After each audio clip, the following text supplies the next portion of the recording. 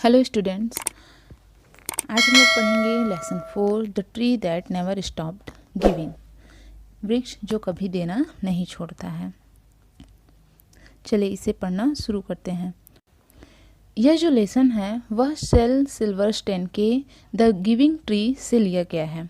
इस कहानी में मनुष्य अपने फ़ायदे के लिए कैसे प्रकृति का विनाश करता है को बताया गया है। इस लेसन का आशय है बच्चों में चेतना जगाना कि जीवित रहने के लिए हमारे चारों ओर के वातावरण को सुरक्षित रखना आवश्यक है। चलिए इसे पढ़ना शुरू करते हैं। There lived a naughty boy in a village. एक गांव में एक नटखट लड़का रहता था।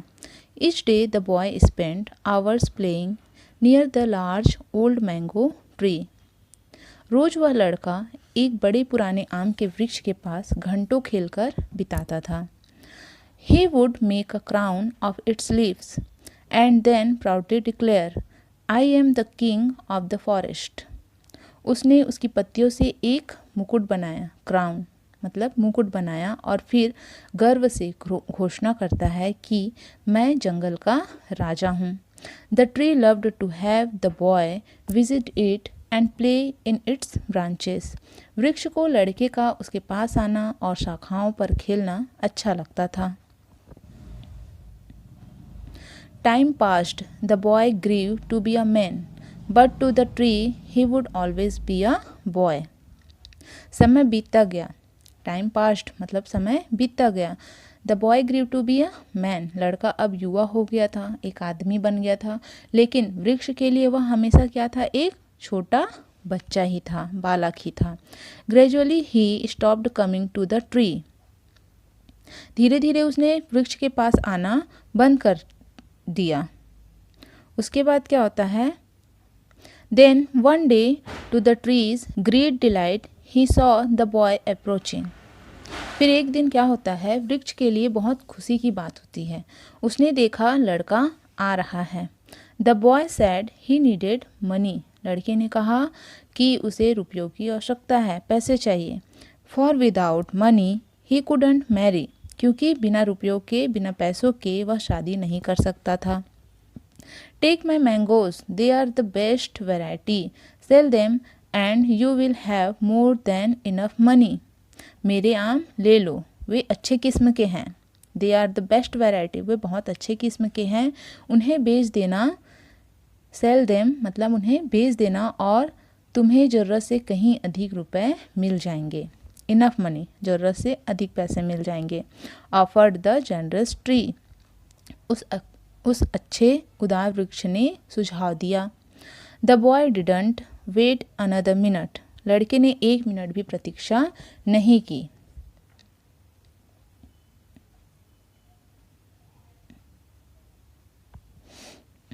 The boy stripped the tree of every single mango, लड़के ने वृक्ष से एक एक आम बेरहमी से खींचकर तोड़ लिया। स्ट्रिप्ड मतलब उसने सभी आम को बेरहमी से तोड़ लिया, एक भी आम उसने नहीं छोड़ा। Sold them and got marry, उन आमों को उसने बेचा और शादी कर ली।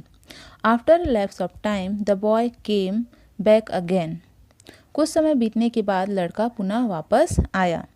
सुलन एंड कंप्लेनिंग, हट और शिकायत की। आता है और कैसे आता है, शिकायत करते हुए आता है।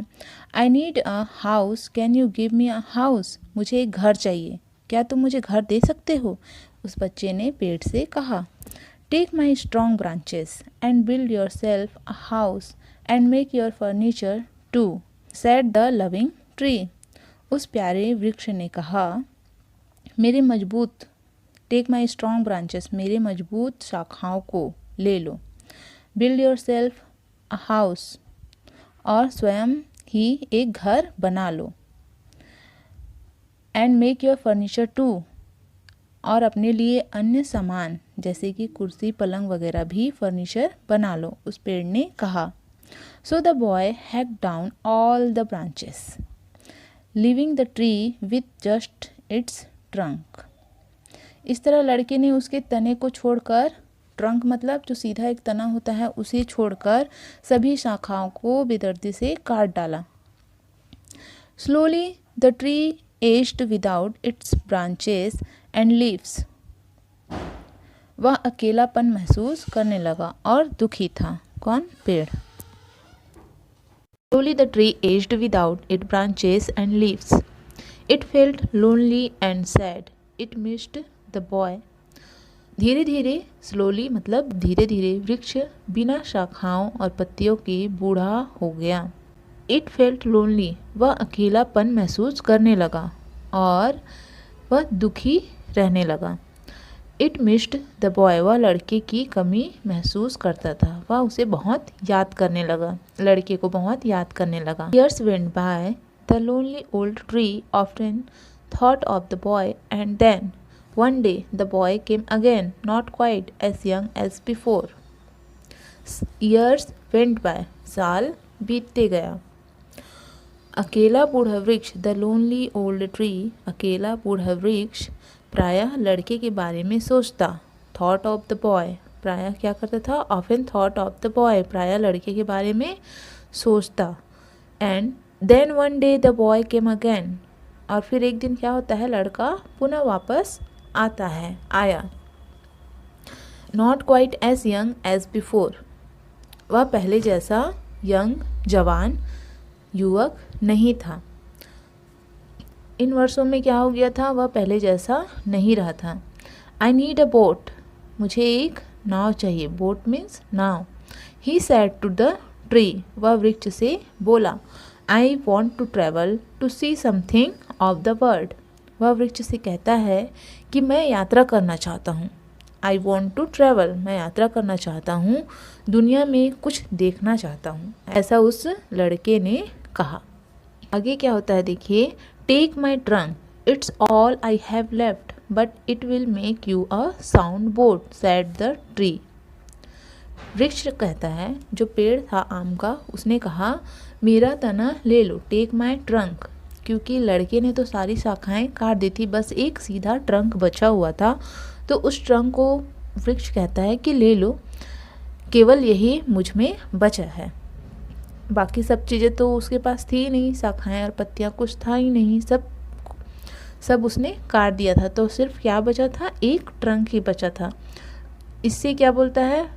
But it will make you a sound boat, sound boat मतलब एक मजबूत नाव बन जाएगी इससे। वृक्ष कहता है कि मेरा तना ले लो, केवल यही मुझ में बचा है, यह तुम्हें एक अच्छी मजबूत नाव बनाकर देगा, सेड द ट्री, ट्री ने ऐसा कहा। The thoughtless boy took the trunk, made his boat and sailed away without even once thinking about the tree and what he had done to it. Thoughtless मतलब कि विचारहीन, लापरवाह लड़के ने वृक्ष के बारे में एक भी बार सोचे बगैर, विचार किए बगैर उसका ट्रंक उसने क्या किया? काट लिया। उस वृक्ष ने उसके लिए क्या क्या किया है यह सोचे बिना तना को काट कर क्या बना लिया? अपना नाव बनाया और दूर सैर पर निकल पड़ा। Finally the boy became a tired old man and now all he could think of was his faithful friend the tree come boy called the tree. यहाँ पे लिखा है फाइनली वह क्या हो गया था? लड़का थका हुआ बूढ़ा हो गया था। And now all he could think of was his faithful friend, और वह अपने फेथफुल फ्रेंड मतलब वफादार दोस्त, मित्र के बारे में, जो वह पेड़ था उसके बारे में सोचता है। कम बॉय कॉल्ड द ट्री, आओ बालक, आओ बच्चे, वृक्ष ने बुलाया। Rest here on my stump, मेरे इस ठूठ पर। अब ट्रंक को तो उसने काट दिया था, ट्रंक को काटने के बाद जो ठूठ बचती है उसे कहते हैं stump. Rest here on my stump, मेरे इस ठूठ पर, कटे हुए तने पर विश्राम करो। It makes a good seat, यह बैठने के लिए एक अच्छी सीट है। We can be happy together, हम साथ मिलकर खुश होंगे। एंड द बॉय ग्रेटफुली, और लड़का एक बार फिर कृतज्ञतापूर्वक। Once sat down in the warm sunshine on the tree stump, कृतज्ञतापूर्वक सूर्य की गर्मी में वृक्ष के ठूंठ पर बैठ गया। And the tree was happy, और वृक्ष बहुत खुश होता है। यह था lesson 4, the tree that never stopped giving. इस लेसन में बताया गया है कि किस प्रकार एक बालक अपने बचपन से लेकर बुढ़ापे तक की सारी आवश्यकताओं को पूरा करने के लिए आम के वृक्ष को पूरी तरह से नष्ट कर देता है। ठीक उसी प्रकार आज सभी मनुष्य अपने स्वार्थ की पूर्ति हेतु प्रकृति को नुकसान पहुंचा रहे हैं। हमें अपनी प्रकृति की सुरक्षा सदैव करनी चाहिए और स्वयं प्रेरित होकर दूसरों को भी यह प्रेरणा देनी चाहिए। Thank you.